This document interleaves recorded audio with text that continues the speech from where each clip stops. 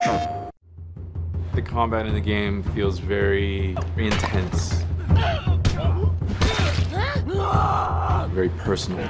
It's like closer camera, it's more intimate.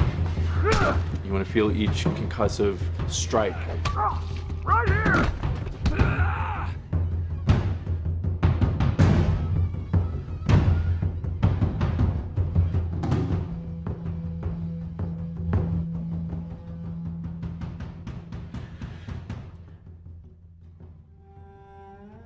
The people you're fighting in this world are no different from you. They're survivors just like you. They're trying to find anything to get by.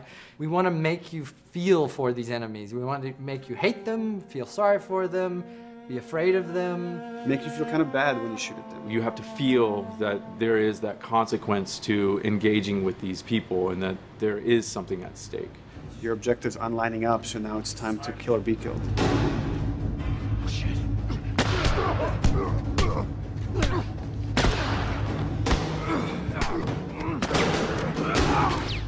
We do have a lot of contextual moves. That's when, you know, the characters interact with their environment while they're fighting each other. So you slam a guy against a wall, a guy slams you against a wall. Grounding of the combat in the game world, which kind of makes it a lot more interesting and more real. Nothing really says you're in this environment like having your head slammed against it.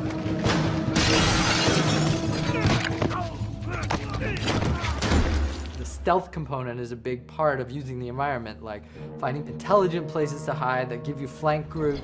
And the AI analyze the space that they're in, and they know, like, here's a place to hide that will allow me to flank the player and come around the side he's not looking. The space you're playing in is an extra character, and it's going to change the dynamic of every combat that you play. And then when an encounter happens, we want things to slow down. I'm going to use this thing that we call listen mode. Lets Joel kind of focus his attention, his hearing. I'll check out this area. Go check over there. If a guy's knocking the can over or he's speaking, I'm going to kind of see a visual representation of that sound in front of me. It lets me kind of know where guys are in the world. But that lets us build tension. And that lets me now look at Ellie and see where Ellie's at and kind of approach the situation carefully.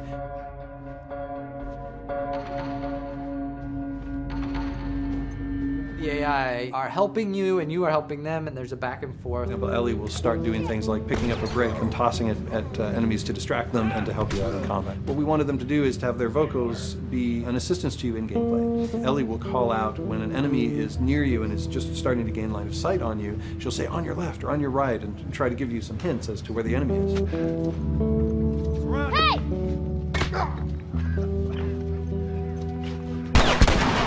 I'm in a jam as Joel, and I'm pinned to the ground by a clicker. Tess might come in and like shoot an infected right off of me. And it's like, cool, I'm relying on them and they're relying on me, and I feel like I'm working through this space together with them.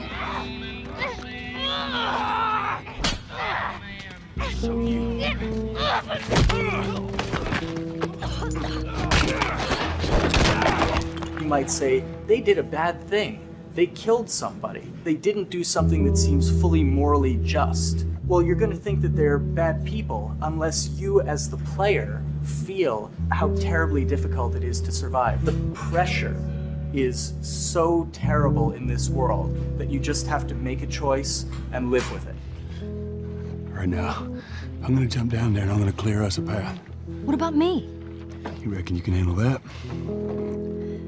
Just so we're clear about back there, it was either him or me.